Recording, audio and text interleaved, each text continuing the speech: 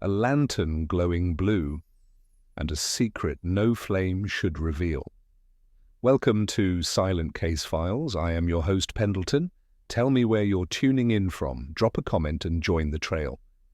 Your words always brighten the journey. Let's begin.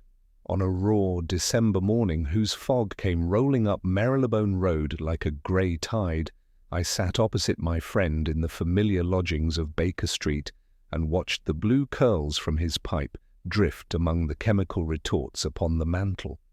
Holmes had already spent an hour in silence, lying indolently upon the settee, while his mind worked with that quick, noiseless efficiency that always put me in mind of a fine chronometer. The fire burned low. Outside, the rattle of wheels was muffled to a ghostly hush. It was the sort of morning when London seems a city of whispers. A brisk step upon the stair, a quick rap, two short, one long, upon our door, and Inspector Lestrade of Scotland Yard came in with the air of a man who has been worsted by something both trivial and abominable. "Mr. Holmes," said he, setting his hat upon the table and rubbing his gloved hands, "I have seen queer lights by the river. I have found men who died without a mark upon them. I have had lanterns enough in my time, but I never yet saw a stable lantern burn blue." Holmes's lids lifted, and a faint gleam came into his eyes. "Blue, Lestrade? Oil or spirit?" "Oil," returned the inspector, with an impatience he tried to conceal. "A common paraffin stable lamp, only the flame as blue as a summer sky and steady as a star in still water." "Ah!" Holmes rose at once, and the long, keen nose tilted as if scent could reach him from the inspector's very statement. "The commonest things afford the best paradoxes. Pray, give us your case." Lestrade took the chair I placed for him. "There's been a death at Bowen Mews behind Cavendish Square. Sir Humphrey Weston, banker, kept a bay gelding there for his morning rides. At 6:30, the groom, a fellow named Toller, found the side door of the mews locked on the inside and the horse stamping. He called for aid. When they forced the door, they found Sir Humphrey lying on the straw. No wound, no sign of struggle. A lantern hung on the stall post above him, burning blue, as I've said. The horse was wild with terror, yet not a hair upon the animal was harmed." Holmes had taken to pacing, his long fingers knitted behind him. "Locked on the inside?" "With the iron chute bolt run home. There's a wicket to the yard, also bolted within. The window is small and still fastened. Snow, what little there was, shows no footmarks but Toller's and the constable's later." "Time of discovery?" "A little before 7. The medical gentleman, Dr. Calthorpe, places death roughly an hour earlier." Holmes glanced at me. "Note, Watson, between 5 and 6 on a cold morning." He turned again to Lestrade. "Describe the flame." "As true, a blue as a gas jet, but out of an oil lamp, mind you. No smoke, no ghost of yellow, not even when we moved it." Holmes's mouth pinched in satisfaction. "And odour?" Lestrade looked uncertain. "The usual stable smells, perhaps a tang, can't say of what. The doctor remarked on nothing but the absence of violence. He suggests the heart." "Sir Humphrey's habits?" "Regular as the Bank of England. Took his ride early, went to his offices in Threadneedle Street, dined soberly, played a little whist at his club. A widower, no scandal that we know of. He was to meet a deputation this morning on colonial loans." Holmes stopped before the window where the fog pressed like felt against the panes. "What drew you to Baker Street, Lestrade?" The inspector hesitated, and I saw that the thing had nettled him. "Well, Mr. Holmes, it's the lantern. A trick of the light is no business for the yard, perhaps, but a locked room with a dead magnate in it will have a penny paper saying we muffed it. And there's another small matter, though it may be nothing." "Everything is something," said Holmes softly. "Proceed." We found a smear upon the inside of the stall door at shoulder height, Lestrade went on. It looked like soot, but when I touched it, the stuff clung like grease and left a faint stain that no soap would shift. Strange smell to it, sharp, bitter. The lantern's wick collar had a powdery green dust about it, as if some corrosion had been scraped there. Holmes's face lighted as if the fog itself had turned to daylight. Green dust about an oil wick. Pray, do you still have the lamp? It stands where we found it. I kept the men back, thinking you might like to look.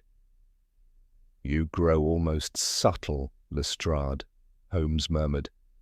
Watson, your overcoat. The city calls. Before we could move, Mrs. Hudson appeared to announce another visitor.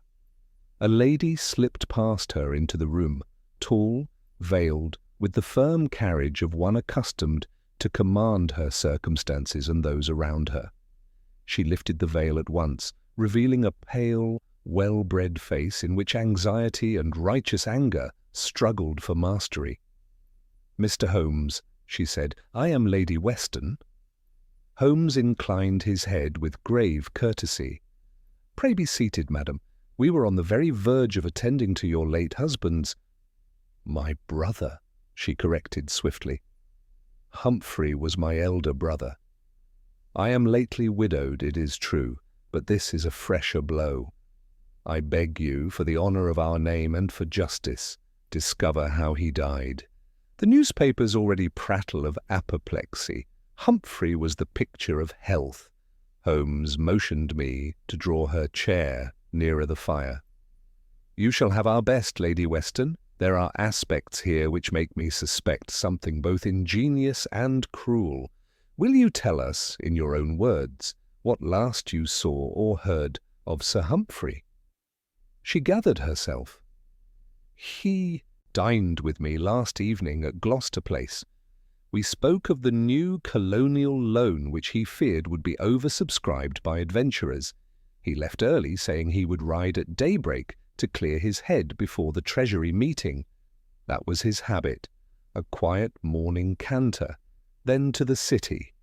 He was in excellent spirits, perhaps a trifle abstracted." "Abstracted? How?" Holmes prompted.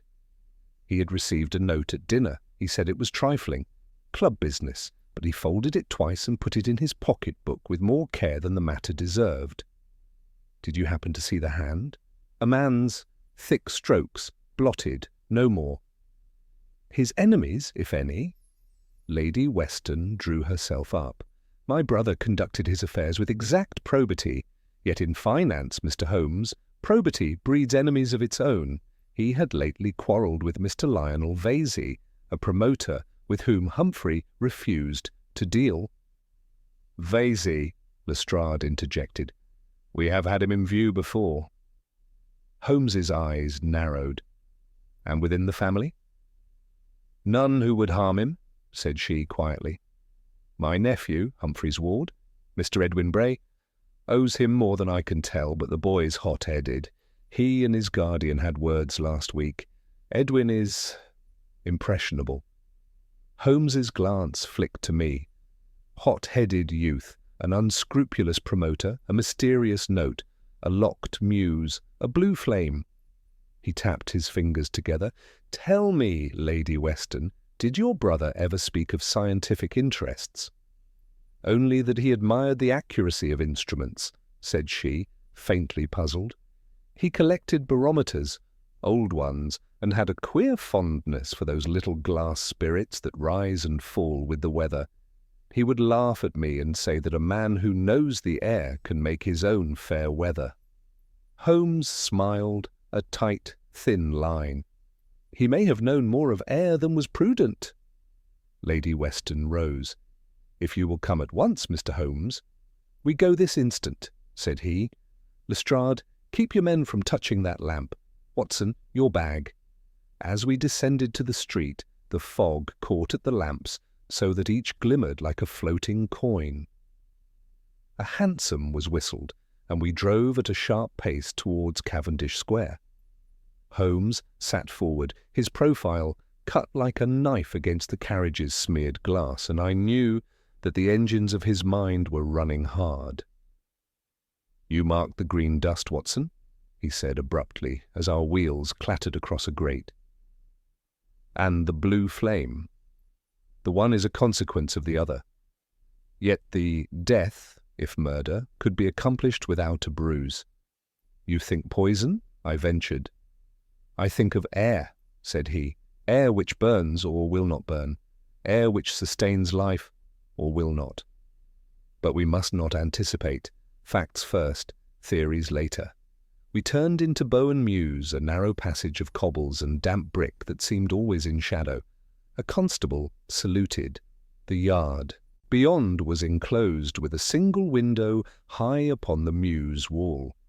Inside, the smell of horse and cold iron met us. The bay gelding stamped and tossed his head with a snort that sent steam curling from his nostrils.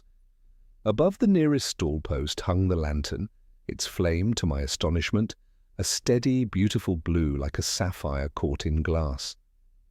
Holmes did not go to the body at once. He stood before the lantern, head inclined, as a botanist might incline over an exotic bloom. He sniffed delicately. He touched the wick collar with the tip of a penknife and showed me upon its blade the faintest frosting of green. "Remember this colour, Watson," he murmured. "It will conduct us through very murky places." He knelt where Sir Humphrey lay upon the straw, serene, composed, as if he had sunk to sleep while contemplating some difficult sum. The lips were faintly parted, the eyes half closed, the hands rested palm up beside him. There was no contortion, no horror, only a singular peace in the features. Holmes placed 2 fingers to the throat, then examined the mouth and nostrils with the little lens that lived in his waistcoat. He took from his pocket a narrow strip of bright paper and exposed it for an instant above the dead man's lips, then stooped with interest at the slightest mottling upon it. He rose and pointed to the inside of the stall door.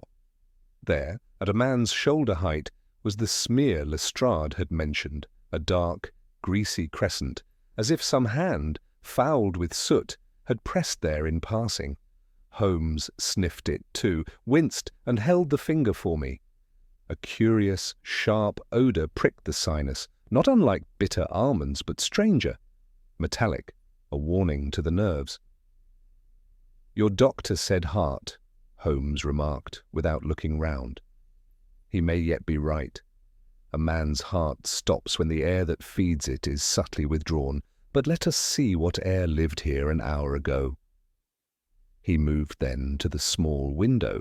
Its latch was indeed fastened, yet upon the sill, scarcely no more than dust upon dust, his lens found the dimmest scatter of grains, pale, glittering like ground glass. He lifted 2 upon a visiting card and held them to the lantern. The blue flame licked them, and for the briefest moment I saw the tongue of fire narrow and brighten, then flare with a different timbre, as if it had been made to sing another note. "Excellent," he whispered. "Very excellent. Lestrade, permit no one to touch that lamp or the door. I shall want both as they are, and send me, if you please, Mr. Lionel Vasey, Mr. Edwin Bray, and the groom Toller, each separately, each as if by chance." "For what purpose?" Lestrade demanded. "For the simplest of all," said Holmes, and the smile that came to his face was bleak as the fog outside. "We must learn who in London knows how to make a lantern burn blue." The pale blue flame flickered faintly as Holmes drew the air sample into a small glass vial, his movements measured and deliberate. The constable shifted uneasily beside me, as if the strange serenity of the dead man had cast a hush upon the very walls. The horse still trembled, its eyes rolling with a fear no living man could name. Holmes replaced the cork and straightened, his gaze moving from the body to the window and back again. "Watson," he murmured, "note that the straw beneath Sir Humphrey's body is slightly darker than the rest, compressed, yet scarcely disturbed. He did not fall violently. He lay down, or was made to lie down, before death. His tone carried a quiet certainty that made Lestrade frown. "You mean someone forced him?" Holmes's reply was an absent whisper. "Or something else did. Death, my dear Lestrade, is not always administered by a visible hand." He turned toward the lantern again. "The flame is blue because the oxygen here has been altered, robbed, if you will, of its purity. A gas of some sort, introduced deliberately, could do it. Yet how was it brought here? The place is sealed tighter than a banker's vault." He studied the stall door's interior bolt, brushing the metal with his sleeve. "Locked within. No ordinary man could have escaped. Which leads us to consider, was he ever alive when this door was last fastened?" Lady Weston, who had waited outside the stable, entered quietly, her face pale beneath the mourning veil. "You believe my brother was already dead when the door was secured?" Holmes offered no answer at first. He moved instead to the small drain that ran along the back of the floor, kneeling to inspect its iron grate. When he rose, his hands were damp and faintly scented. "A trace of oil," he said softly. "Not horse oil nor lamp, but something finer, volatile with a medicinal tang. I should not be surprised to find chloroform or ether traces. The one stupefies, the other burns with that very tint of blue." His eyes brightened. "Yet neither alone would kill a man without a struggle. We are looking for a compound of exquisite precision and a mind to match." Lestrade folded his arms. "A scientist, then? Or a financier with scientific friends?" Holmes returned dryly. "Sir Humphrey's circle, Lady Weston, did it include men of chemistry or invention?" She hesitated. "He invested recently in a company called Eris Chemical Works, though only to rescue it from failure. Its founder was a Mr. Lionel Vasey." "Ah," said Holmes, "the name returns to us like an unpaid debt." He motioned to Lestrade. "Fetch Mr. Vasey, quietly, and before you go, bring in the groom, Toller. I wish to question him." The inspector departed.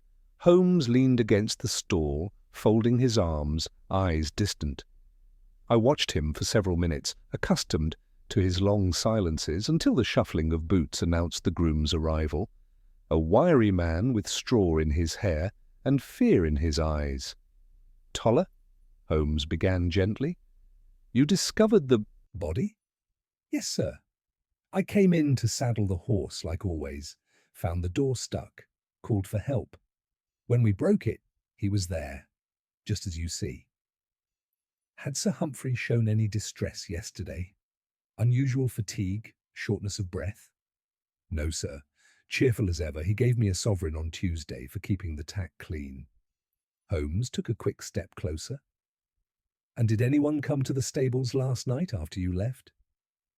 "No one, sir. I lock up at 9. There's only the side gate key, and that hangs inside the harness room." Holmes's gaze darted to a set of hooks upon the far wall. One hook, faintly dusty, showed a gap where something had recently hung. "And where is that key now?" Toller's mouth opened, then closed again. "Must be there, sir, unless the constable moved it." Holmes's expression darkened. "I think not." He approached the hook, kneeling to examine the wall beneath. There, half hidden by a shadow, was a faint line in the dust, an oval trace where the key ring had rested until quite recently. Watson observed, "Whoever borrowed that key replaced it with care, but not before last night's frost disturbed the dust around it. We have, then, an entry made by design, a locked room crafted to deceive." Lestrade returned at that instant, followed by a tall man with sleek hair and an immaculate frock coat. Lionel Vasey carried himself with an easy confidence, but I saw the faint sheen of sweat upon his upper lip. "Mr. Holmes," he greeted, his tone polished but guarded. Inspector Lestrade informs me you wish to speak with me. I am deeply shocked at poor Weston's passing.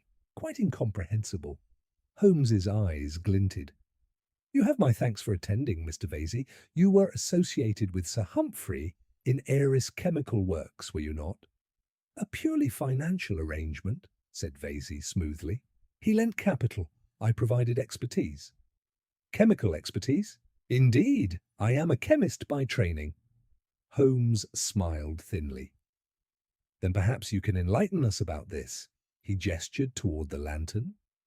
A simple oil lamp, burning with the blue flame of a spirit burner. It suggests an alteration of the fuel, or perhaps of the surrounding air. Vesey's gaze flickered toward the lamp and back again. I cannot account for it. Holmes took a step closer, his voice quiet but edged with steel. And yet you of all men should. You were dismissed from the Imperial Institute 2 years ago for experimenting with volatile gases, mixtures of ether and metallic salts designed to prolong combustion without smoke. A brilliant idea, though dangerously unstable. Vesey stiffened. You seem remarkably well informed, sir. It is my trade. Holmes regarded him coolly. I suggest, however, that your former experiments were revived last night in this very place. Lestrade moved instinctively between them. You're accusing him of murder. I accuse no one, said Holmes. I merely observe that a man who knows how to make air itself lethal should not find it difficult to make a death look like heart failure. Vesey drew himself up, his face pale but defiant. You insult me. I had no quarrel with Weston. Holmes's tone softened. Then you will not object to accompanying us to Baker Street, where I may test the residues from that lantern. If they show the compounds I suspect, they will speak more eloquently than either of us. Vesey hesitated, then nodded curtly. As you wish. When they had gone, Holmes turned to me, his eyes alight with the peculiar fire that came to him only at such moments.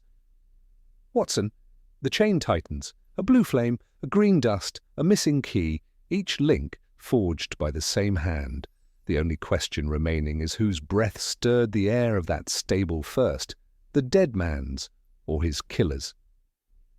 The hansom rattled eastward through the thickening fog, the lamps of Baker Street flickering dimly as we approached our lodgings. Vesey sat opposite Holmes in rigid silence, his gloved hands clenched upon his knees. I could feel the tension in the air between them, sharp as a drawn wire.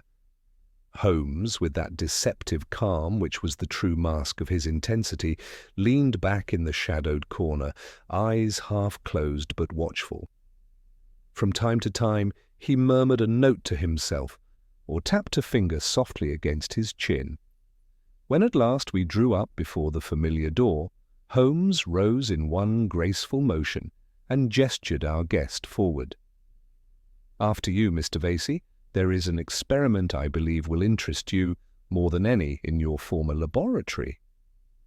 Once within, Holmes strode immediately to the chemical table beneath the window, where his retorts and crucibles gleamed faintly in the lamplight. From his pocket he produced the small glass vial he had filled in the stable, then another containing the green dust scraped from the lantern's wick collar. He set both before Vesey with meticulous care. "You will, of course, recognize the scent," he said mildly, uncorking the first. The chemist's nostrils twitched and he turned his head slightly away. "I know nothing of it," he said flatly.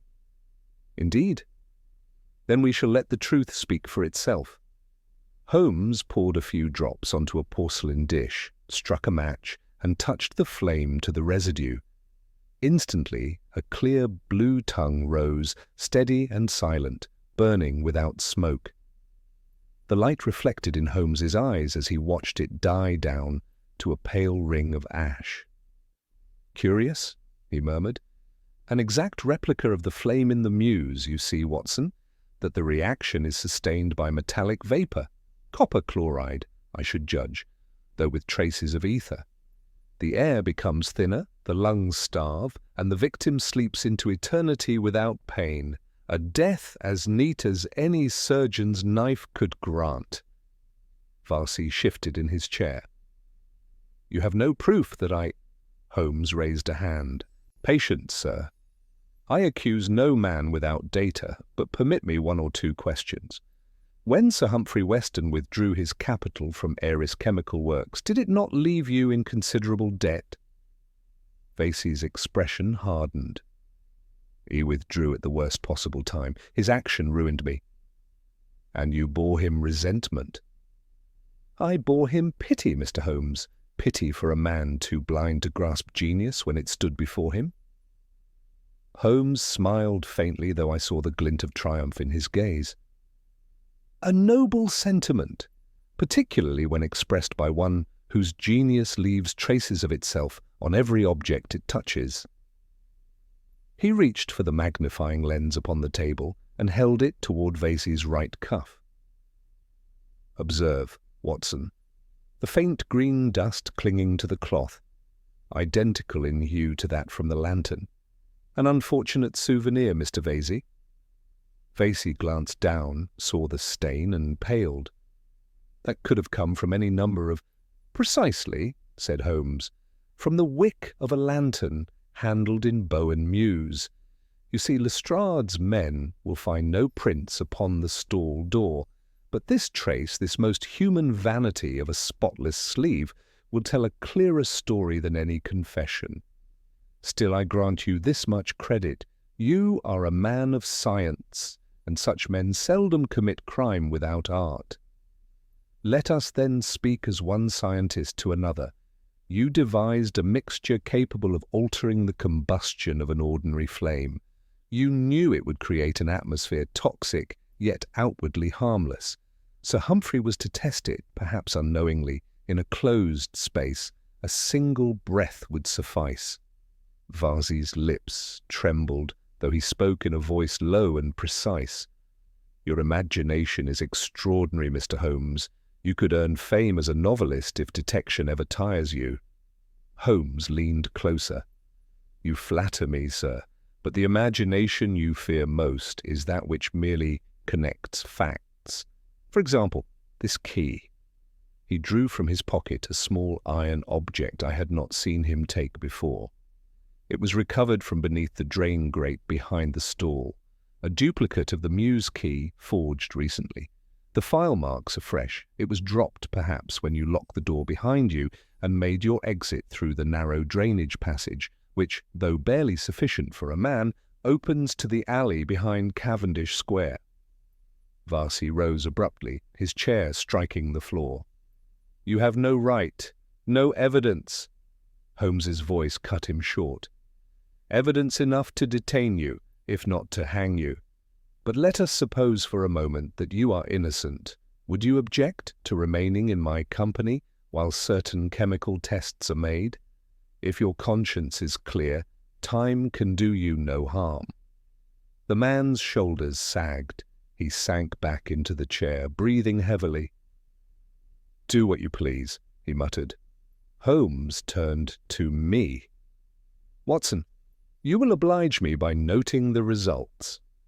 He poured a portion of the green dust into a test tube, added a few drops of acid, and watched as the liquid turned a vivid turquoise.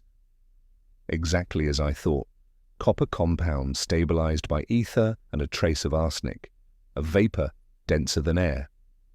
When ignited, it would consume the oxygen in a confined space. The victim's death would be swift and apparently natural, ingenious, but not perfect. He glanced at Vasey. A perfectionist would have ensured the lamp was removed. You left it burning, perhaps in pride, your one fatal mistake. At that moment, Lestrade entered, his boots creaking on the floorboards. We've searched Vasey's lodgings, he said briskly. Found a workshop full of retorts, and this letter addressed to Sir Humphrey. He handed it to Holmes, who unfolded the paper and read aloud. Meet me at the Mews at dawn. I shall prove to you that my discovery can illuminate the world without smoke or cost. Once you see it burn, you will invest again." Holmes looked up slowly. A neat invitation to death, signed with a flourish. Vasey's composure crumbled. "It was an experiment only," he cried. "He consented. I meant no harm, only to show him what he had thrown away. I miscalculated the ratio. He collapsed before I could open the door." Holmes's gaze softened, though his tone remained cold. "Your remorse comes too late. A miscalculation, yes, but one born of pride, not accident." He turned to Lestrade. "You have your man, Inspector. See that the evidence is handled carefully. The air itself is treacherous here." As Vasey was led away, Holmes stood by the window, staring out into the fog. "There is poetry even in destruction," he said quietly. "The flame that burned blue was not the only one extinguished this morning." The clock upon the mantel struck noon as Holmes remained motionless at the window, his long fingers pressed together beneath his chin, his gaze lost in the shifting fog beyond Baker Street. The evidence against Lionel Vasey seemed complete. The forged key, the chemical residues, the fatal experiment cloaked as demonstration. And yet I knew that stillness of my friend too well. It was not the stillness of triumph, but of disturbance. When he at last turned toward me, I saw that the sharp gleam of satisfaction which usually followed a successful deduction was absent from his face. Instead, there lingered a faint shadow of unease. "Watson," he said quietly, "do you recall the exact expression of Sir Humphrey's features as we found him?" "Yes, peaceful, composed. It struck me as almost unnatural under the circumstances. Precisely. There was no constriction of the pupils, no telltale discoloration of the lips. A death by arsenical vapour should leave its trace, and yet there was nothing. Vasey's explanation of a miscalculated ratio fits too neatly. It closes the circle too soon. That is what troubles me. Nature rarely obeys the neatness of a chemist's confession." I looked at him in surprise. "But surely the letter, the key," his own words. "Circumstantial, Watson, elegant circumstantiality, which is the most treacherous of disguises. It is the simplicity that offends me. Vasey is a clever man, but he is also vain. Such a man leaves a fingerprint of intellect upon his crimes. This is almost artless." Lestrade, who had returned from escorting the prisoner to Scotland Yard, broke in impatiently. "Come now, Mr. Holmes, you can't mean to tell me we've arrested the wrong man after all that?" "He as much as admitted it." Holmes turned his grey eyes upon the inspector with that peculiar air of patient tolerance he reserved for the official mind. "Confession is the final refuge of the weary, Lestrade. It often substitutes fatigue for truth. Vasey's guilt may yet exist, but not, I think, in the form we have assumed. There is something missing, and until I find it, I am content to believe nothing." He strode suddenly to the table and drew out the porcelain dish upon which he had burned the residue. "Observe, Watson, this compound, copper, ether, and arsenic, would indeed consume the oxygen in a confined space, but it would also leave corrosion upon metal, yet the iron bolts and hinges of the stable door were clean as polished glass. The reaction must have occurred elsewhere." "You mean Sir Humphrey was killed before he entered the stable? Or killed elsewhere and carried thereafter? Recall that the straw beneath him was compressed but undisturbed. The man lay down, or was laid down, deliberately." Lestrade frowned. "But the door was bolted from the inside." "Exactly," said Holmes, his voice sharp with satisfaction. "A too perfect lock meant to deceive. Someone wished us to believe in impossibility. We must ask, therefore, who benefits from that illusion." At that instant, Mrs. Hudson appeared with a visiting card upon her tray. "A young gentleman to see you, Mr. Holmes," she said. "Mr. Edwin Bray." Holmes's expression brightened with sudden animation. "Show him up at once." Moments later, a tall, slender youth entered, a nervous energy in his step, eyes shadowed by sleeplessness. He bowed stiffly. "Mr. Holmes, I come at my aunt's urging. I've read of the arrest. They say Mr. Vasey has confessed. But I beg you, sir, look further. I do not believe he killed my guardian." Holmes regarded him keenly. "That is an unusual loyalty, Mr. Bray, given that you and Sir Humphrey had words only last week." The young man flushed. "He threatened to cut me off if I did not abandon my studies, but I loved him for all that, I swear it." Holmes gestured toward the chair. "What studies were these?" "Atmospheric magnetism, the influence of rare gases upon electrical conduction. Sir Humphrey thought it a waste of money, yet he funded me nonetheless." Holmes's gaze sharpened. "You handle gases? Vapours?" "Yes." "Argon, neon, mixtures of hydrogen." "And metallic salts. Nothing harmful, I assure you." "Nothing harmful to the living, perhaps," said Holmes softly. "Tell me, where were you last night?" "At home. My aunt can vouch for it. But this morning, before I heard the news, a strange package was delivered to our door. A wooden box marked with my guardian's initials. Inside was one of those small glass spirit thermometers he collected. It was cracked and filled with a blue fluid I'd never seen before." Holmes's eyes gleamed. "You have brought it?" The young man produced the object from his coat. Holmes took it reverently, holding it up to the lamplight. Within the narrow tube shimmered a line of azure liquid that caught the glow like a serpent's eye. "Not alcohol," he murmured. "Not mercury either. Watson, note the iridescence. This is the same compound that burned in the lantern, but suspended in solution, and see, within the wood casing, a tiny valve as if pressure could be released." He turned abruptly to Bray. "Did your guardian ever mention this device?" "Never, sir, but he often said that air could be made to live, that one might draw power from the breath itself." Holmes smiled faintly. "Then the good banker was less innocent in science than we supposed. I think, Watson, that Sir Humphrey may have been experimenting with gases of his own. Perhaps he summoned Vasey not to witness, but to test, and was undone by his own creation." Lestrade scowled. "Then it's an accident after all?" "An accident, perhaps, but with a human hand guiding fate. The cracked instrument, the deliberate delivery, the locked room. Someone wished to turn a mischance into murder. Who knew enough to stage it so neatly? Who inherited Sir Humphrey's estate?" Bray started. "I, by law, as his ward, but I swear to you I had no hand in it." Holmes's voice softened. "I believe you, my boy, yet someone close to you may have sought to use that fact. Lady Weston, for instance, strikes me as a woman of strong will and quick intelligence." The youth looked startled. "My aunt? She adored him." Holmes's expression grew distant. "Adoration, Watson, has driven more people to crime than hatred ever could. We must see Lady Weston again, and that at once." He snatched his coat from the peg, eyes burning with renewed purpose. "The blue flame was but a signpost, my dear Watson. Now we follow it back to the hand that lit it."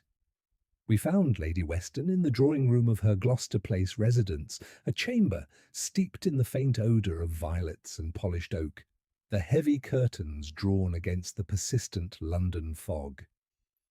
She rose at our entrance, her composure as precise as before, yet a tremor in her gloved hands betrayed an anxiety she could not wholly conceal. Holmes bowed slightly, his keen eyes taking in every detail. The sealed decanter on the sideboard, the faint trace of soot upon the marble hearth, the folded newspaper upon the table turned to the column describing Vasey's arrest. "You have heard the latest development, Lady Weston," he began quietly. "It appears your brother's death may not have been as simple as first believed." She inclined her head. "The papers say the chemist has confessed.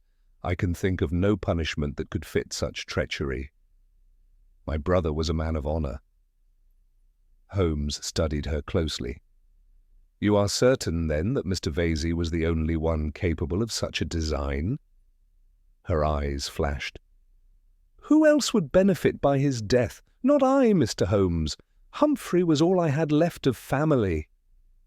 Holmes moved slowly across the carpet, glancing at the mantelpiece where a collection of small glass thermometers stood arranged in a neat row, each delicate as a quill.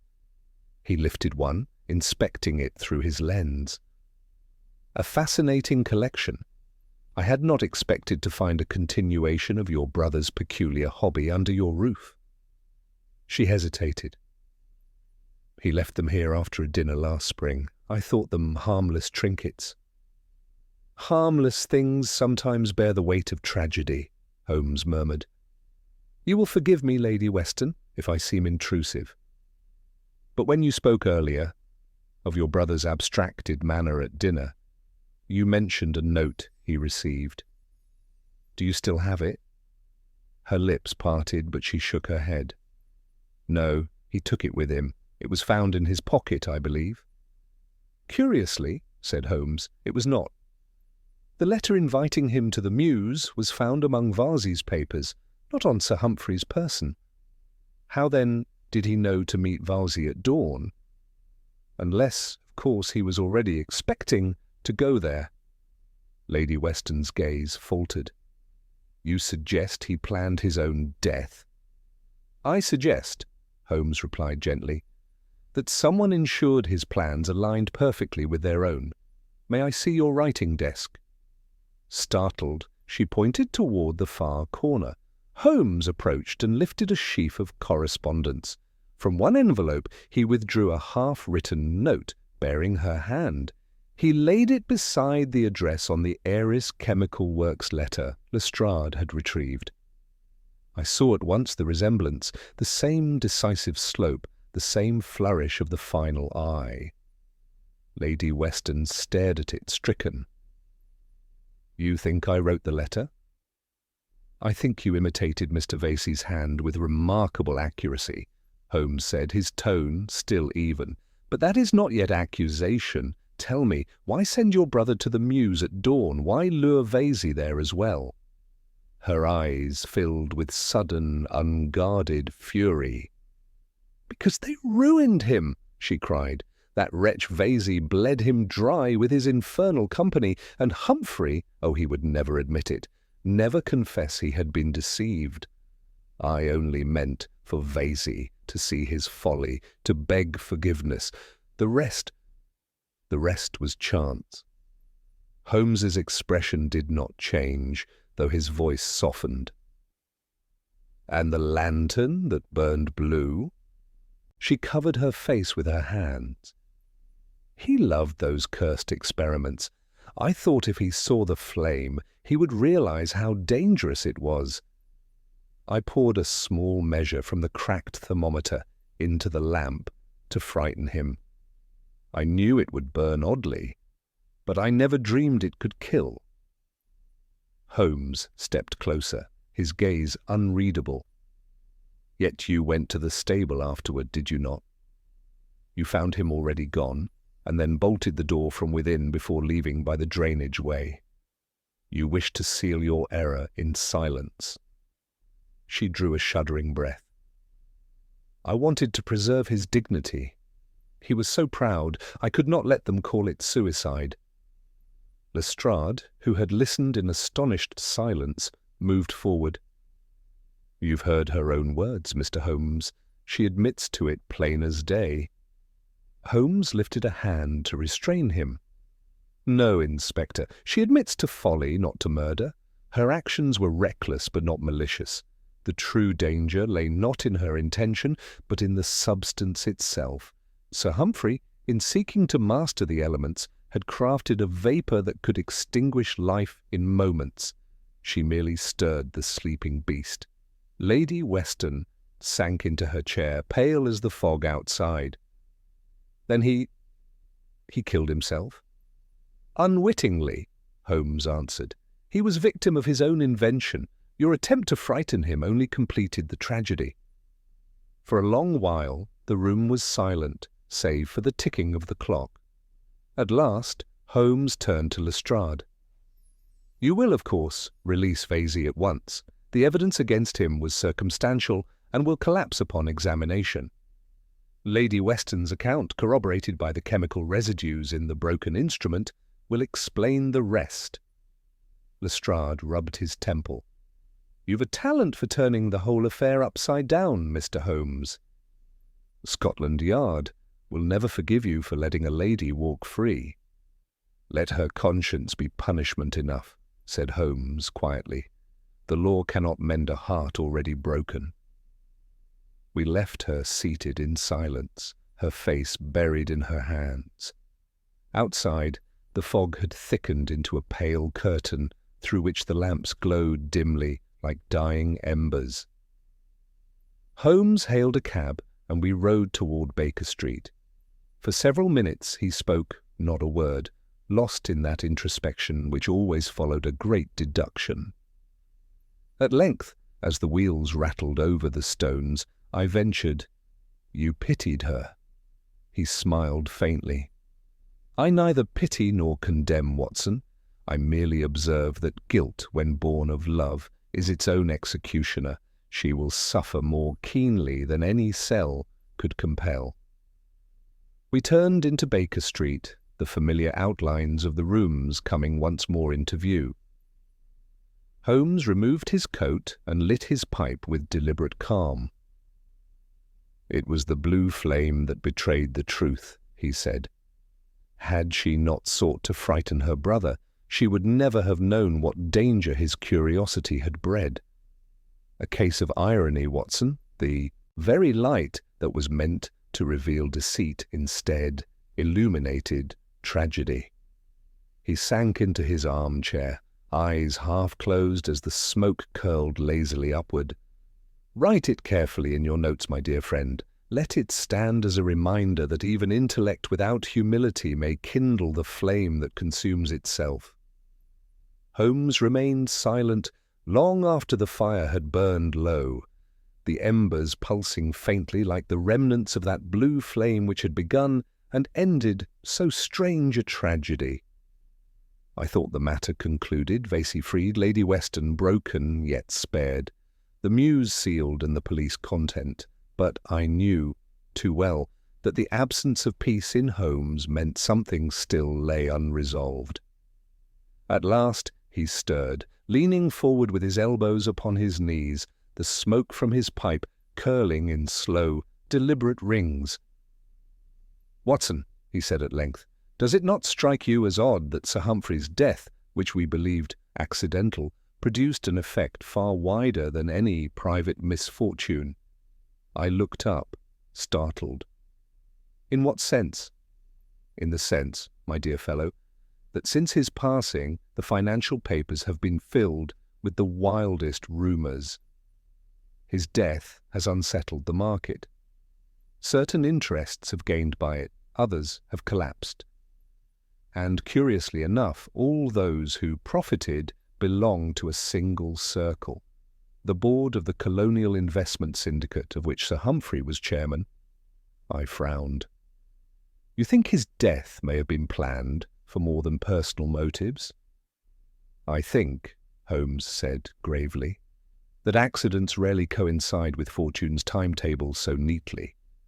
Lady Weston's confession satisfies the moral drama, but not the logic of events. Her guilt serves the narrative well enough for the Yard, but not the facts. There is something beneath it, something precise, deliberate, and commercial. He rose abruptly, crossing to his desk and drawing out a sheet of paper covered in figures. Observe. On the very morning of his death, Weston's signature was required for the final authorization of a South African loan. Without him, the meeting could not proceed. Within 12 hours of his demise, the proposal was pushed through by a certain Sir Alistair Penwick, his deputy. Penwick has long advocated the merger which Weston opposed. What better convenience than his sudden, respectable demise? You mean to say that the syndicate might have engineered his death? Precisely that possibility. Holmes's voice had grown sharp, his energy rekindled. And if so, our charming Lady Weston may be as much pawn as culprit. She confessed readily enough, too readily. It relieves the yard of labour and the family of scandal. But what if she was persuaded to believe herself guilty by one who knew exactly how to plant such a conviction? I could not suppress my astonishment. Holmes, you believe someone deceived her into that confession? He smiled faintly. I believe the human conscience, when properly guided, will weave its own noose. Consider, Watson, the instruments of death were her brothers, the motive accidental, the remorse sincere.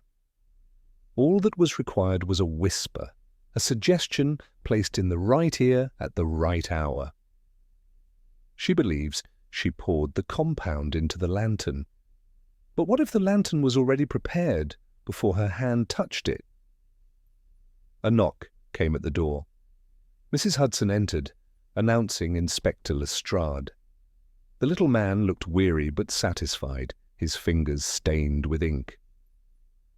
"Holmes," he said, "I've released Vasey. The Yard accepted Lady Weston's statement. The newspapers will praise your name again by tomorrow morning." Holmes inclined his head. "I should be more gratified if the truth had been reached, Lestrade." The inspector frowned. "What more truth do you need? The lady admitted it all." Holmes's eyes gleamed. "Admitted, yes, but under the spell of suggestion. Tell me, Lestrade, did she receive any visitors between her brother's death and our second interview?" The inspector scratched his head. "Only one, far as I know. Some financier fellow, Sir Alistair Penwick, her brother's old associate. Called to pay condolences." Holmes's pipe slipped from between his fingers and struck the grate. "Exactly as I feared," he murmured. "The spider visits the web to make certain the fly stays caught." Lestrade blinked. "You think this Penwick fellow had a hand in it?" "I think," said Holmes, "that he had both hands deep in the arrangement. If I am not mistaken, he also arranged the chemical compound which ensured Sir Humphrey's demise, using Vasey's discovery as the perfect scapegoat. Vasey's experiments were well known to the syndicate. A few stolen notes from Heiress Chemical Works, a subtle purchase of ether and copper salts under another name, and the mixture could be replicated easily enough. Then when the banker died and the chemist stood accused, Penwick stepped forward as saviour of the enterprise. It is a pattern I have seen before, the morality of finance cloaking the precision of murder." Lestrade whistled softly. "But we've no proof of that." "Not yet," said Holmes, already reaching for his hat. "But proof, like the scent of a rare gas, lingers long after its creator has gone. We shall pay Sir Alistair a visit this evening. Watson, bring your revolver. I have a feeling this will not be a social call." The night air struck cold as we left Baker Street. Penwick's residence stood in Portland Place, a grand house of red brick and marble pillars. The butler admitted us after a brief delay, his face pale and uneasy. "Sir Alistair is in the study, sir," he murmured. "He's expecting no company." "Nor was Sir Humphrey," Holmes muttered, and pushed open the door. The room within was dim, lit by a single shaded lamp upon the desk. A fire smouldered low in the grate. Behind the desk sat Sir Alistair Penwick, H.Y., thick-set man with iron-grey hair and the calm assurance of one who has built his fortune upon other men's risks. He rose as we entered, his mouth curving into a polite smile. "Mr. Holmes, I cannot imagine to what I owe this unexpected visit." Holmes returned the bow. "To your reputation, Sir Alistair, I admire efficiency, and your recent consolidation of the Colonial Syndicate's holdings suggests a mind of uncommon foresight." Penwick's eyes narrowed slightly. "Flattery from you, sir, must conceal some sharper intention." Holmes seated himself without invitation. "Only curiosity. You were kind enough to visit Lady Weston after her brother's death, a touching gesture for a man so occupied." "I paid a debt of sympathy," said Penwick evenly. "Ah, sympathy, the solvent of conscience," murmured Holmes. "And perhaps you left her with the comforting conviction that her hands alone were responsible for her brother's end?" For the first time, the banker's composure faltered. "I beg your pardon?" Holmes leaned forward. "I think you understand me perfectly. Sir Humphrey's death profited your designs more than any man's in London. You acquired the loan approval, the market shares, and the silence of a grieving sister who believes she killed him.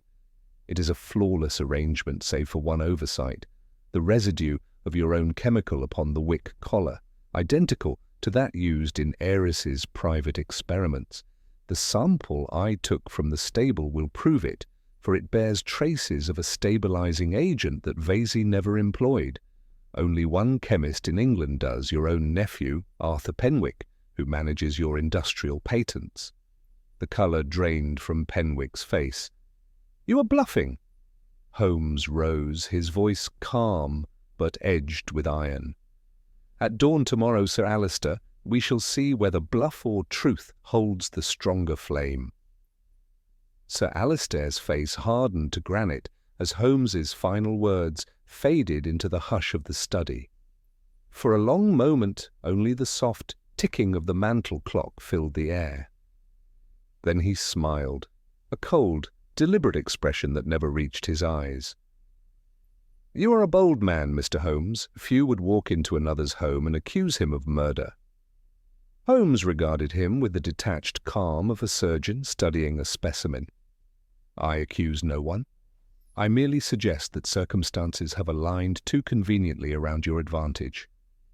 Should those circumstances prove coincidental, I shall offer you my apologies in print. Until then, I propose you explain how a stabilizing compound unique to your nephew's laboratory found its way into the lantern that ended Sir Humphrey Weston's life." Penwick's hand tightened upon the desk edge, yet his tone remained smooth. "Arthur Penwick is an industrial chemist, yes, but he supplies his formulas to several firms. Any of them could have misused his discoveries. You overestimate my control, Mr. Holmes." Holmes rose. Slowly, "Then you will not object if we speak with your nephew?" The banker's eyes flickered. "Arthur is abroad, on business in Antwerp. He left 3 days ago." Holmes's voice dropped, soft as silk yet barbed beneath. "Then it was a remarkably timely departure, given that his uncle's chief rival died only the day before." He turned to me. "Watson, do you note how fortune travels by the same train as guilt?" Penwick's composure began to crack. "You overstep yourself. This is slander." Holmes drew from his pocket a small envelope. "And this, I fear, is corroboration." He opened it and laid upon the desk a scrap of paper scorched at the edges. The faint ink markings were distorted, yet the lettering was legible. "Recovered from Sir Humphrey's hearth this morning. The constable overlooked it, but I did not. It is the half of a letter addressed to your office, Sir Alistair, and signed Arthur P. It refers to the mixture prepared as instructed, and to a test at the stables. I found its twin corner in your wastebasket outside this very room." For the first time, Penwick's mask fell away. His breath came shallow, and his gaze darted toward the bell-pull, as if seeking rescue from the silence. Holmes's hand flicked out, pressing the bell cord himself. "By all means, summon your butler, Sir Alistair. I prefer witnesses." but the door opened before the bell had ceased ringing. A man entered, young, tall, his features bearing a marked resemblance to Penwick's own, though his expression was drawn and anxious. He stopped short upon seeing us. "Uncle?" he said quietly. Holmes turned, his lips curving faintly. "Mr. Arthur Penwick, I presume. Antwerp appears surprisingly close to Portland Place this evening." The young man's eyes widened, then settled into weary resignation. "You found the letter?" he said simply. Holmes inclined his head. "Half of it. The fire was less thorough than your conscience." Arthur looked to his uncle, who stood rigid, his face white as marble. "It was meant to frighten him," the younger man said in a low voice. "Nothing more. Sir Humphrey was blocking our project. My uncle said if he saw the flame, if he realized what could be achieved, he would relent. I thought it harmless." "Harmless?" Holmes's tone cut like a scalpel. "You created a gas that consumes the air itself, and you call it harmless? Your uncle played upon your vanity as cleverly as he played upon Lady Weston's remorse. You were the instrument, not the hand." Arthur turned, horror dawning in his eyes. "You told me the compound was safe, that it would only change the flame's hue." Sir Alister's voice rose, desperate and cold. "Enough! You fool, you speak of things you cannot prove." Holmes's gaze never wavered. "But I can. I obtained a sample of the residue from the stable, and its analysis will reveal the very catalyst your nephew patented under your syndicate's name. The death of Sir Humphrey was no accident. You needed him silent, and you ensured it." For a moment, Penwick's hands clenched, his jaw working furiously. Then, with the defiance of a cornered animal, he reached into the drawer of his desk. I moved instinctively, my hand on the butt of my revolver, but Holmes's voice rang out sharp and commanding. "No further, Sir Alister. The game is concluded." Penwick froze. His shoulders sagged, the strength seeming to drain from him. "You think you've triumphed," he whispered bitterly. "But you know nothing of the world we build. Men like Weston stand in the way of progress. If the air itself can be mastered, nations can be remade. One life. What is one life compared to that?" Holmes regarded him with a terrible stillness. "The measure of civilization, sir, is not what men build, but what they destroy to build it. And you have destroyed a man of honor, for profit disguised as vision." Arthur sank into a chair, his face buried in his hands. "I never meant to harm him," he murmured. "I swear it." Holmes touched my arm lightly. "Lestrade must be informed at once," he said. "This matter has outgrown its scientific infancy." As we left the house, the fog had lifted just enough for the moon to cast a pale gleam upon the wet cobbles. Holmes walked in silence, his pace deliberate. When at last we turned into Cavendish Square, he spoke. "You see now, Watson, how the chain completes itself. A woman's remorse, a chemist's vanity, and a financier's greed, all links in a single mechanism. It required only a spark of gas to set it burning." "Then Lady Weston, she will learn the truth?" I asked. "She must," Holmes said gravely. "Her conscience has carried a burden that belongs to another. It will be cruel, yet necessary. False guilt is poison. Truth alone can cure it." We reached Baker Street shortly before midnight. The fire had long since gone out, but Holmes made no move to relight it. He stood by the window, his lean form outlined against the pale haze outside. "It is strange," he said softly, "how the subtlest elements, air, flame, faith, can bind or betray mankind, each invisible, each deadly when misused." He turned toward me, the faintest glimmer of fatigue in his eyes. "I think, Watson, I shall sleep for a week, but I doubt the world of finance will rest so easily." And as the first dim light of dawn crept over the rooftops of London, I could not help but feel that beneath that vast, indifferent sky, Some quiet reckoning had at last begun. The next morning broke grey and sullen, a chill mist clinging to the chimneys of Baker Street like a lingering thought that refused to disperse. I awoke to find Holmes already at his desk, fully dressed, his breakfast untouched, and his eyes sharp with the restless gleam that marked the aftermath of a case not yet complete. A telegram lay open beside his teacup, its paper creased by long handling. Without a word he pushed it across to me. It was from Lestrade. Penwick, taken into custody early this morning. Arthur confesses full knowledge of Compound's danger, awaiting your statement.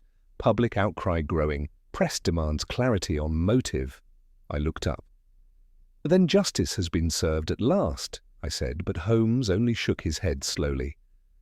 Justice, my dear Watson, is a curious creature. It does not always walk the same path as truth. There is still a step missing, a faint echo between the facts which I cannot yet trace. Penwick was clever, but clever men seldom act alone. I would wager that someone else guided his hand. Another accomplice? I asked, startled. You cannot mean the nephew? No, he replied, rising to pace the length of the room. Arthur Penwick's guilt is one of ignorance and ambition. He is the perfect secondary instrument, too idealistic to see the ruin his work invites. But Sir Alistair's correspondence reveals payments to an unnamed consultant, a technical advisor who supplied the stabilizer formula months before it was patented. The name, I believe, was carefully erased. Such omissions are never accidents. Before I could speak further, there came the sound of brisk footsteps on the stair. Mrs. Hudson entered, announcing that Inspector Lestrade was below, and insisted upon seeing Mr. Holmes immediately. "Show him up," said Holmes, his voice quiet but eager. Moments later, Lestrade strode into the room, his expression a curious mix of triumph and fatigue. "We've done it, Mr. Holmes," he began. "Penwick's confession will shake the exchange to its roots. But I came because something new has turned up. When we searched his house this morning, we found a second safe, hidden behind a false panel in his study. Inside were documents bearing the crest of the Treasury." Holmes's head lifted sharply. "The Treasury?" Lestrade nodded. "Copies of confidential loan agreements, sealed endorsements, signatures, Sir Humphrey's among them. It seems Penwick intended to control the colonial loan from within, but here's the queer part. Among those papers was a letter addressed to M.H. The signature was a single initial. C? Do those mean anything to you?" Holmes's eyes narrowed. "M.E.O.I. Mycroft Holmes, and C could only be Charles Collingwood, the permanent secretary. So the matter was indeed political." He drew a long breath, and I saw the faint flicker of dread behind his calm exterior. "This, Lestrade, is no longer a private scandal. If Penwick's actions reached into the Treasury, the entire government's credit stands upon the brink." Lestrade's brow furrowed. "Then we'll have to keep it quiet." Holmes gave a thin smile. "That, Inspector, will be your most difficult task." He reached for his coat. "Come, Watson, we must go to Whitehall at once. Mycroft will already have wind of it. If there was manipulation behind this death, it may have been sanctioned from a level beyond even Penwick's imagination." The journey through the damp streets was silent save for the clatter of hooves on wet stone. When we arrived at Whitehall, Holmes was admitted immediately by the guards, who seemed to recognize in him a man whose presence was both expected and reluctantly required. In a quiet chamber lined with maps and thick curtains, Mycroft Holmes awaited us, his great bulk ensconced behind a mahogany desk, his small eyes gleaming with weary intelligence. "You've been busy, Sherlock," he said, his tone dry as dust. "Penwick's arrest has caused more tremors in Threadneedle Street than an earthquake would in the Alps. You have a knack for pulling threads best left unpulled." Holmes remained standing. If those threads connect a man's murder to state corruption, they cannot remain untugged. Did you know of Penwick's dealings? Mycroft sighed. In part. The Treasury suspected irregularities, but nothing could be proved. Collingwood was too careful. Penwick's scheme would have granted him influence over colonial bonds worth millions, an empire built not on gold but debt. Sir Humphrey opposed it, and that sealed his fate. And Collingwood? Mycroft's eyes shifted. He is untouchable, for now. Penwick may hang, but Collingwood will resign quietly and vanish to the continent. The government cannot afford scandal. The public will believe the death of Sir Humphrey was an industrial accident, and you, brother mine, will refrain from saying otherwise. Holmes's expression darkened. You ask me to conceal the truth. I ask you to preserve order, Mycroft said flatly.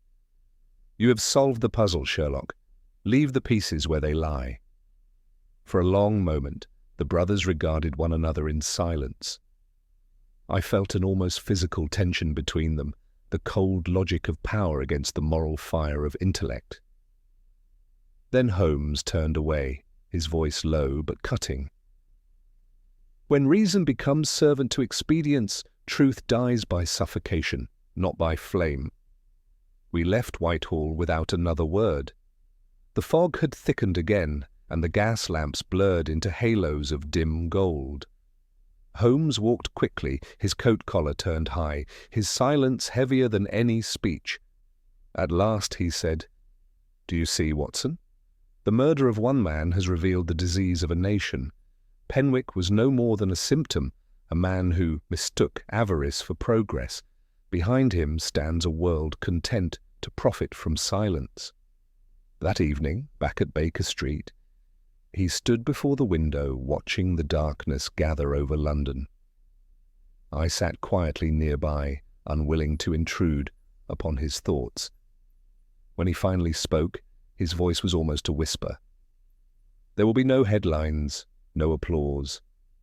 The world will move on, unaware that one man's greed nearly poisoned the air it breathes, quite literally.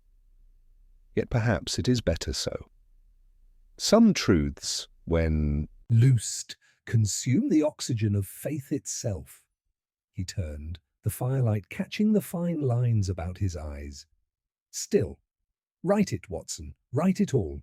Let it sleep unseen if it must, but some day, when the air is clearer, the world may learn how close it came to suffocation. That night was one of the strangest I can recall in all my long acquaintance with Sherlock Holmes. The case, which had begun with a single blue flame in a locked stable, now reached into the highest chambers of government, and yet Holmes moved about our rooms like a restless spirit, pacing from window to hearth and back again with a measured rhythm that spoke of deep disquiet rather than triumph. The lamp on his desk burned low, casting long, angular shadows that trembled across the papers strewn before him, chemical notes, telegrams from Lestrade, and a single folded sheet marked in Mycroft's precise hand. I had not asked the content of that note, for his face when he read it was enough to still my curiosity. At last, unable to bear the silence, I said, "You did what duty required, Holmes. The guilty are unmasked, the nation safeguarded. Surely even you can find contentment in that." He stopped short, his gaze distant. Contentment, Watson, is a word for those who do not know the whole.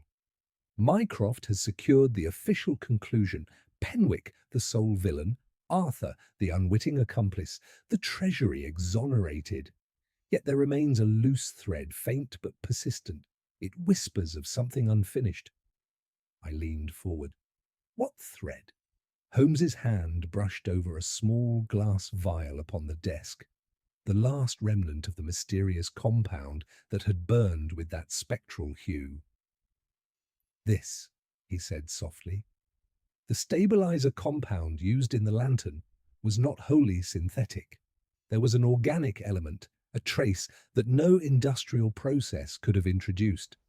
I tested it again this evening. It contained a reagent derived from seaweed extract, a stabilizing oil used only in experimental naval applications. And who, Watson, has the authority to supply such material freely? The Admiralty, I murmured, struck by the implication. Precisely. Which means that someone beyond Penwick and even Collingwood authorised the distribution. That letter Mycroft brought from the Treasury bears a marginal note approved by NC, a name that does not belong among the known officials. Mycroft told me to disregard it. That alone convinces me it is the key. Before I could reply, there came a sharp knock at the door. Mrs. Hudson's anxious voice followed. "Mr. Holmes, there's a gentleman below asking to see you. Says it's a matter of life and death." Holmes glanced at me with a faint smile. "Life and death at this hour, Watson, our usual companions. Show him up, Mrs. Hudson." Moments later, the visitor entered, a tall man in a naval overcoat, his cap pulled low to shadow a face worn by fatigue. He closed the door behind him and removed his gloves with trembling fingers. "Mr. Holmes," he said, his voice low but urgent, "you must forgive my intrusion. My name is Commander Nathaniel Crewe, late of the Admiralty Research Division." Holmes's eyes lit instantly. "NC, so the initials do have flesh and blood behind them. Pray, Commander, what brings you here at midnight?" The man's jaw tightened. "Conscience, Mr. Holmes, I have read of the banker's death. You have uncovered more than you know. The compound that killed Sir Humphrey Weston was part of an Admiralty commission, an experimental gas designed for underwater combustion to power engines without air. It was never intended for civilian use. When word reached me that the formula had surfaced in London's financial circles, I knew something foul had occurred." Holmes leaned forward. "And you provided this material?" "I authorized its transfer, yes," Crewe admitted, "but under pressure. Sir Alistair Penwick was no mere financier. He was backed by Collingwood and others who promised government funding if I cooperated. They claimed it would secure the Empire's future energy independence. I was fool enough to believe them." "Then the deaths were no accident," I said gravely. "They used your invention as a weapon." Crewe nodded, despair clouding his features. "And not for the first time. There were trials, 2, perhaps 3, conducted under the guise of industrial testing. Men died, but the reports were buried. Collingwood ensured silence. When I threatened to resign, I was warned that exposure would be treated as treason. So I fled. But when I read that a banker had died in his own stable by a gas I once mixed, I could not remain silent." Holmes's voice, though calm, carried the force of revelation. "Then Collingwood was the architect, the true mind behind this chain of deceit. Penwick, merely his intermediary. And Mycroft, he knew." Crewe's eyes widened. "You cannot mean—" Holmes turned away, his hands clasped behind his back. "My brother deals in necessities, not morals. He will allow the system to devour its own tail so long as it keeps the machinery of empire turning." The commander stepped forward. "If you expose this, they will destroy you too. The documents I carried were seized when I left the service. Only one remains." He withdrew from his coat a small, folded page stamped with the Admiralty seal. "This is the directive authorizing the transfer to Penwick, signed not by Collingwood, but by one higher, Lord Barrington himself, First Sea Lord. The scandal, if known, would cripple the fleet." Holmes took the paper reverently. For several moments he studied it in silence, then folded it carefully and slipped it into his pocket. "The truth," he said quietly, "has teeth sharper than any sword, but even a sword must sometimes sleep in its scabbard. Tell me, Commander, do you trust me?" "With my life, sir." "Then leave London at once. Take passage to Lisbon under another name. I will see to it that your safety is arranged." Crewe grasped his hand, gratitude and fear mingling in his eyes, and departed without another word. The door closed softly behind him. Holmes stood motionless for a long time, then turned to me. "Watson, this case ends where no law can reach. The truth lies too close to the arteries of power. To reveal it would wound the body we are sworn to protect.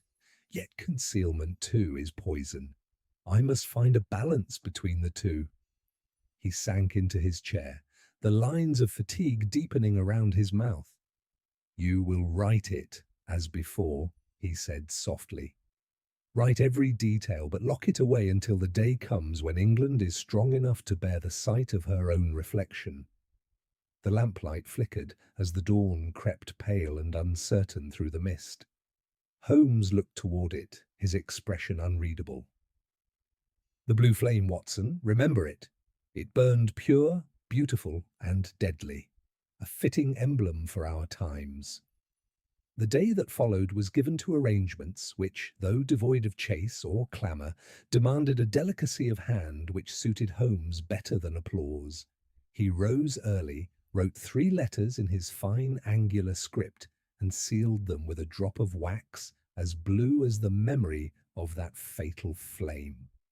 One went by messenger to Lestrade, one by a discreet boy to a certain editor whose sense of restraint had saved more reputations than libel ever ruined, and the third, addressed without name, only to a club in Pall Mall, disappeared into the morning like a whispered confession. He then laid the Admiralty directive upon our table and weighed it beneath a paper knife, as if the metal could keep such a document from floating upward into the clouds where policy lives. By noon he had summoned Lady Weston and her nephew. They arrived together, pale and composed, as if the night had pressed them into a single sheet of courage. Holmes told them, in the plainest terms, what could be told: that Sir Alistair Penwick had set the scene, that Arthur's stabilizer had been diverted to murderous use, that remorse had been planted where malice should have stood. Lady Weston received it with that grave fortitude which is the Englishwoman's finest armour. Only when Holmes added that her first account had spared a worse scandal did her lips tremble and her eyes fill. "I thought I had killed him," she whispered. "It was all I could imagine." Holmes bowed. "And because you imagined it, others did not need to. Your burden was heavy because it was useful." Arthur Bray, who had sat stiff as a carving, lifted his head. "You shall have my evidence entire," said he. "I will not be used again."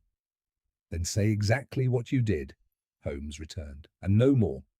There are men who will tug at your words until they serve as a rope. Refuse them your coil." In the afternoon we went to Whitehall for a final frosty interview. Mycroft sat like a patient iceberg behind a low drift of memoranda. Nothing in his aspect betrayed that our small room contained a gale. Holmes placed before him a precise transcript of Commander Crewe's statement, with the names masked that must not for the present be read. "Here," said he, "is the truth enough to move the machine without breaking it. Lestrade shall have Penwick, the exchange shall be steadied, the public shall be spared both panic and poison. The rest I retain until England can afford it." Mycroft's eyes, which missed little and forgive less, regarded my companion for a long moment. "You have grown political," he observed. "No," Holmes replied very quietly. "Only proportionate." The paper vanished into a green drawer, and with it any promise of open storm. That night Lestrade appeared with the air of a man who has ridden 2 horses and kept both. Penwick, confronted with the residue analysis and the half-letter married to its mate, had surrendered his defiance and taken refuge in council. The newspapers, eager for a fable, embraced the tidy moral of Prometheus in the counting-house. There were leaders upon the perils of unchecked speculation and the need for technical oversight. There were committees announced with brass and destined, Holmes remarked, to expire of minutes. Only once did he interrupt Lestrade's recital to learn whether a certain naval officer had quitted England. He had, by the night packet, under a name recovered from some boyhood summer. Holmes's shoulders eased the breadth of a breath. There remained a duty more intimate. As the lamps woke along Gloucester Place, we returned to Lady Weston. The room was unchanged, save for an absence of violets, as if grief had dismissed its own perfume. At Holmes's request, she brought forth a little cabinet, and from it the relics of her brother's curiosity. 3 spirit thermometers and a glass sphere pierced by a valve as delicate as a nerve. Holmes examined them with a tender, almost filial attention, then closed the case with the gravity of one who restores a book to its shelf in a quiet church. "Madam," he said, "there was courage in him as there is in you. The world is so arranged that courage without prudence must borrow its tragedy from chance. Let this be his last experiment." She pressed his hand and, for the first time, allowed herself to weep. We left her thus, with the servant outside the door, like a sentry at a private war. We walked home under a moon trimmed thin as a surgeon's blade. At Baker Street, Holmes took up the remaining vial and held it to the fire until the liquid woke into that unearthly sapphire which had lured us from paradox to conspiracy. "There is your lantern," he said. "A beautiful lie, which told the truth by accident." He turned the key upon it. "One day some honest mind may burn such a flame to warm, not to wither. Until that hour we leave it dark." He threw himself into his chair and drew the bow across his violin with a touch so light that the note seemed less heard than remembered. The harsh lines left his face. "Set it down as you please, Watson," he said between phrases. "Only omit what would set the mighty gasping. Call it a matter of air and arrogance, a banker who learned the chemistry of consequence, a lady who mistook love for guilt, and a financier who counted the cost of breath as profit." I asked whether he had any message for Mycroft. He smiled without mirth. "Merely this, that I have obeyed the state as far as the state has deserved obedience." The music climbed, hovered, and fell away. London murmured beyond the panes, omnivorous, forgiving, forgetful. I sharpened my pen and began the present record with the care of one who files a blade. When I finished, the hour was late and the room had cooled. Holmes had ceased to play and was watching the last coal turn from red to thought. "You observe, Watson," he said at last, "that even air leaves fingerprints if one knows where to look. On a lamp's blue tongue, on a banker's still lips, upon the conscience of a nation. Our trade is only to dust for them." He smiled then, that distant human smile which belongs to him when justice has been done as far as the world will allow. "Pray close the shutters. There is nothing more to see, and everything, I think, to breathe." The following morning brought with it a strange calm, as though the city itself were exhausted by the storm that had passed through its veins. The newspapers, true to Mycroft's design, carried nothing beyond the convenient fable of a banker's folly, a chemist's blunder, and the steadfast brilliance of Scotland Yard. Holmes's name, though whispered in the corners of every club and newsroom, was not printed. His triumph, as ever, would remain anonymous. Yet for once I sensed no bitterness in him for this omission. He had spent the dawn by the window, watching the awakening streets, his violin idle in its case, his gaze fixed not upon the world without, but on some invisible frontier within. At last he spoke, softly. "Watson, have you noticed how the air feels different this morning? There is a weight to it, as if the very city were conscious of its breath." I smiled faintly. "You've not slept, I think." He turned then, the faintest ghost of humour playing across his features. "Sleep, my dear fellow, is for those who can afford forgetfulness. I have no such luxury." He moved to the desk where the sealed vial had rested and, with deliberate care, drew it forth. Its liquid shimmered faintly even in the grey light, the last surviving sample of that treacherous invention. "This," he murmured, "was born of curiosity and greed, the twin engines of civilization. It killed a man, nearly toppled a government, and would have corrupted a world that mistook progress for virtue. Yet it is also the purest expression of what drives us all, the desire to—" No, that is the paradox of science, Watson. Its nobility and its peril share a single flame. I said nothing, for I felt that he spoke as much to himself as to me. He regarded the vial a moment longer, then placed it gently into the fire. The glass cracked, hissed, and was gone, leaving only a thin blue wisp that vanished into the chimney, like the soul of the case itself. When he turned back, the gravity had lifted from his face. "It is done. The last remnant of that matter is now smoke and memory. Mycroft will see that the archives are sealed, and the world will forget how near it came to choking on its own cleverness." He sank into his chair and stretched his long legs before the hearth. "There is a certain justice in obscurity, you know. If evil is bred in darkness, perhaps truth must also hide there until men are ready for its light." I could not help but ask, "And Lady Weston?" "She has withdrawn to the country with her nephew," he replied. "The family fortune remains intact, but her peace will not soon return. Still she will live, and that, I think, is mercy enough. Lestrade has had his commendation, the Yard its glory, and the Empire its silence, all tidy, all proper." He smiled thinly. "A perfect ending, which is to say, an imperfect truth." The clock upon the mantel struck the hour. Holmes rose and crossed to the window again. The fog had lifted at last, and shafts of pale sunlight reached across Baker Street, gilding the passing cabs and the thin trails of smoke rising from the chimneys. "There is something to be said for a clear morning," he observed. "Even London, for all her sins, must breathe anew." I closed my notebook, for I had finished setting down the final words of the affair. "What will you call it?" he asked, without turning. "The case of the lantern that burned blue," I answered. "For all began and ended with its light." Holmes nodded approvingly.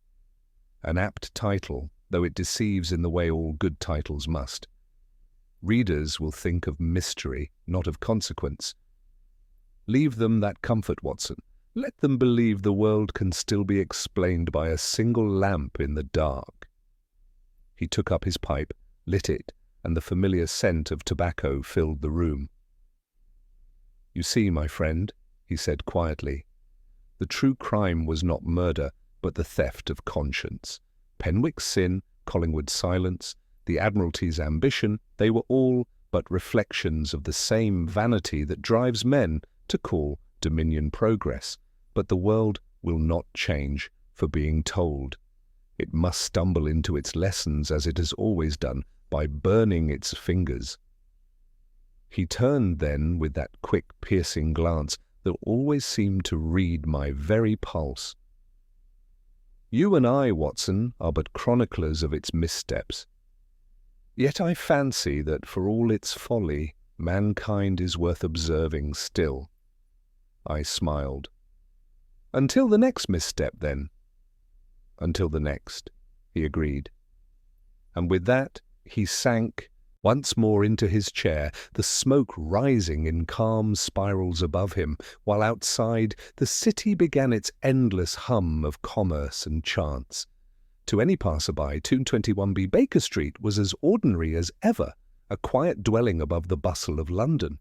But within those walls I knew that the air still carried the faintest memory of a blue flame, and of a man who, more than any other, understood that even in the murk of progress, truth must sometimes flicker unseen before it can truly burn.